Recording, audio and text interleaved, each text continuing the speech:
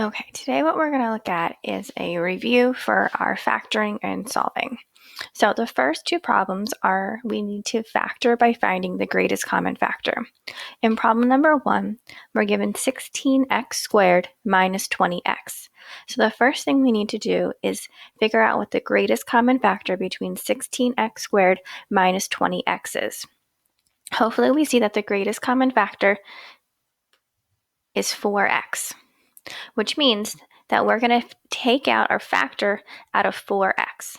But then we need to figure out what's going to be remaining inside the parentheses.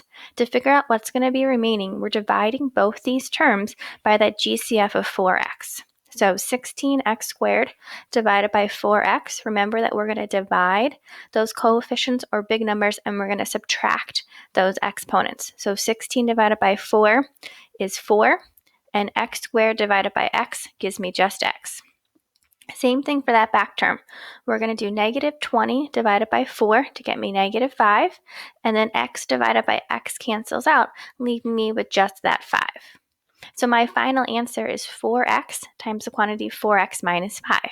I can always do a quick check and redistribute that 4x to make sure I get that original problem back. Same thing in problem number 2.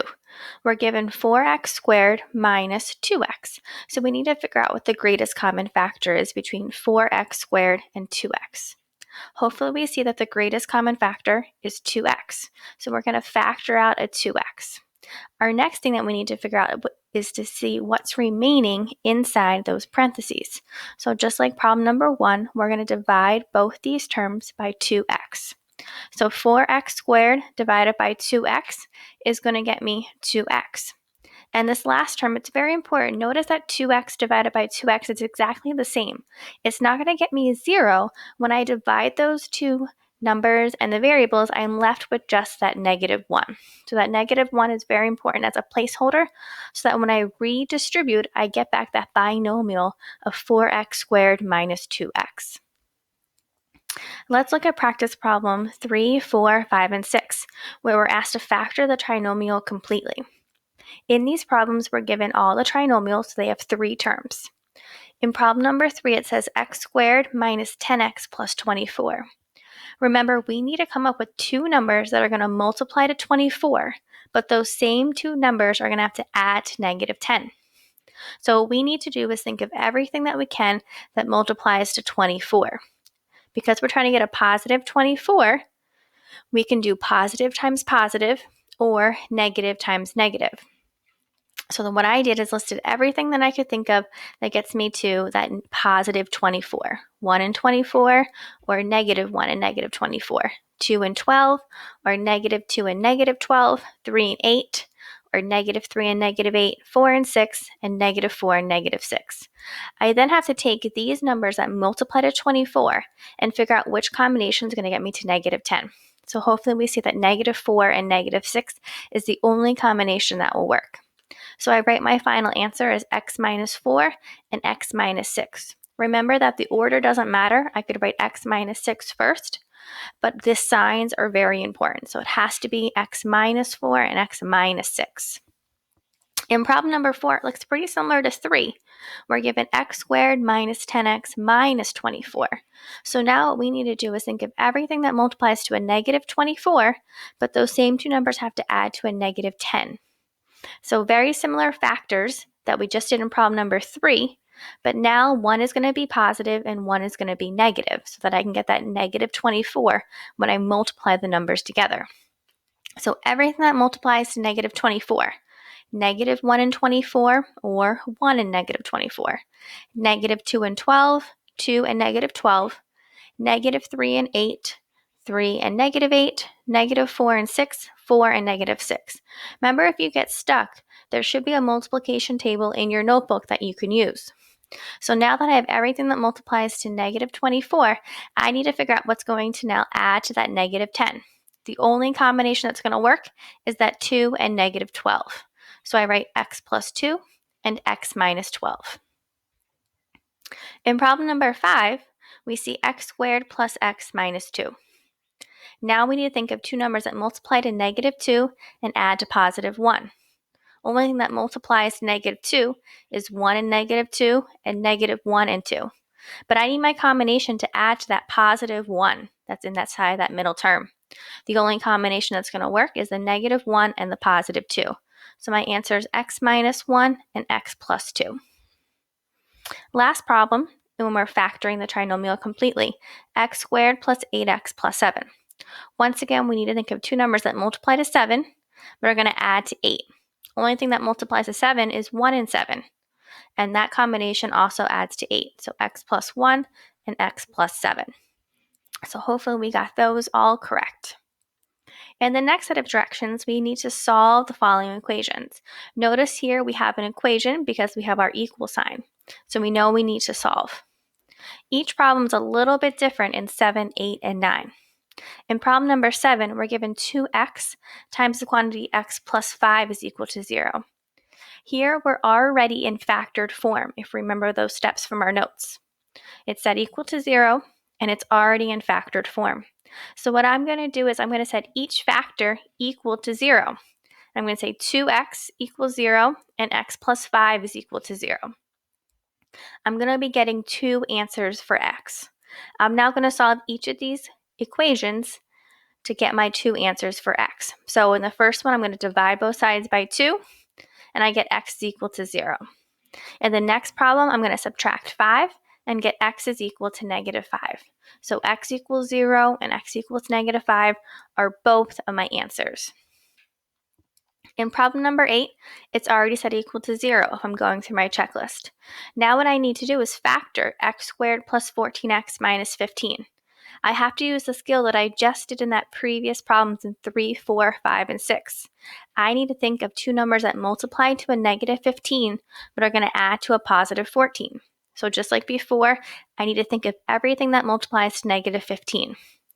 Well, that's negative 1 and 15. That should be a 15, I'm sorry. Negative 3 and 5. 1 and negative 15. And 3 and negative 5. The only combination that's going to work to multiply to that positive 14 is the negative 1 and 15. So now I rewrite this trinomial as x minus 1 times the quantity x plus 15. Notice now I'm in this factored form, similar to what I was given in problem number 7 as my given. Now what I'm going to do is set each factor equal to 0. So x minus 1 is equal to 0, and x plus 15 is equal to 0. The last step is to solve each of these equations. So in the first equation, I'm going to add 1 and get x is equal to 1. And in the second equation, I'm going to subtract 15 and get x is equal to negative 15.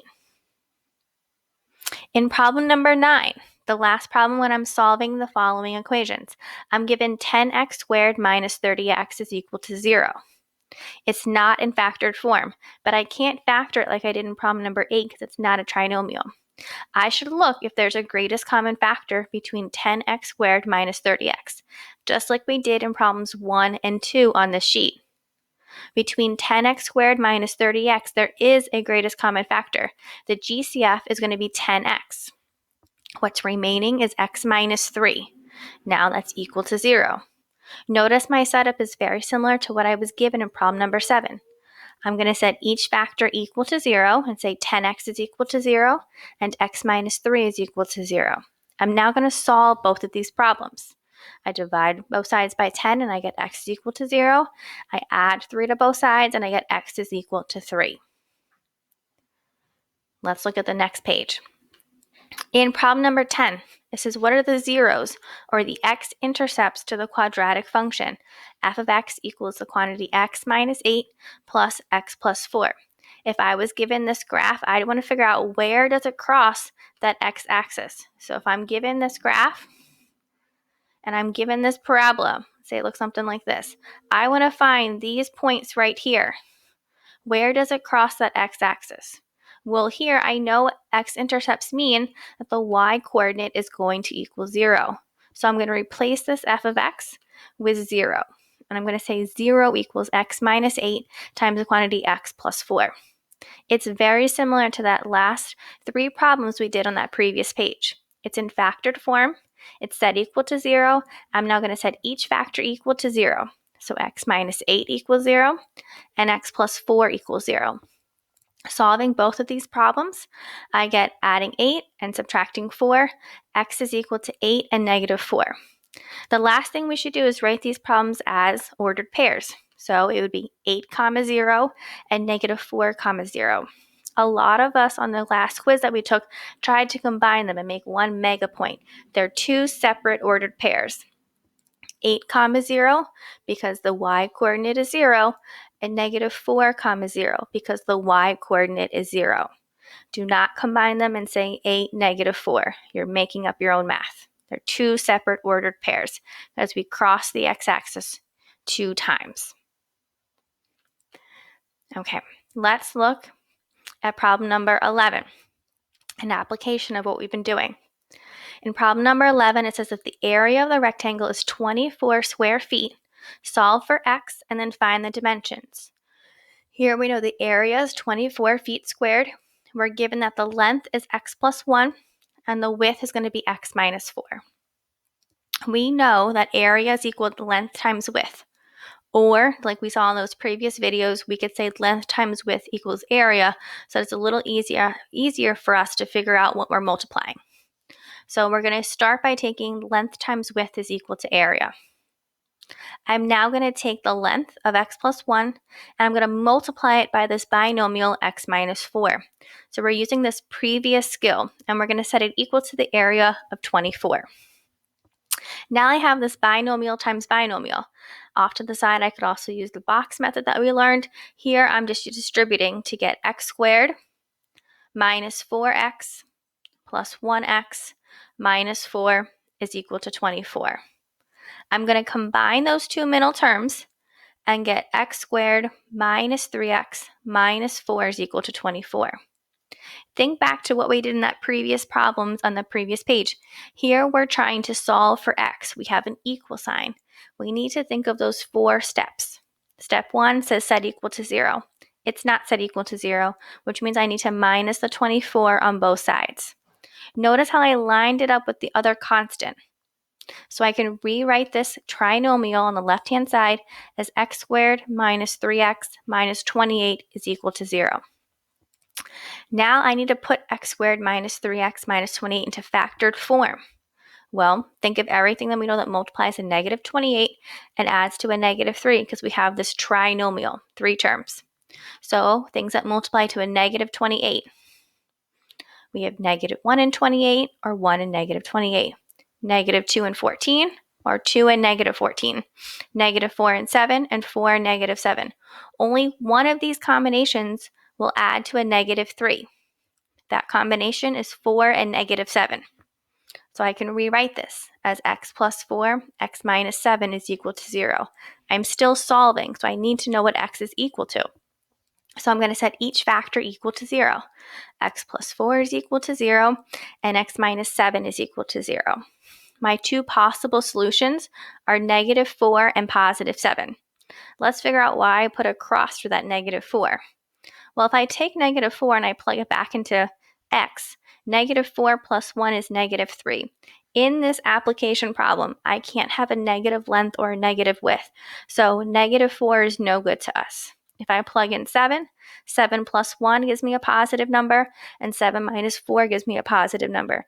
In this application type problem, I want that. So x is going to equal 7, which means the length is going to be 7 plus 1 or 8 feet. Don't forget units. And the width is going to be 7 minus 4 or 3 feet. As a quick check, 8 times 3 gives me back that 24 feet squared that I needed to prove.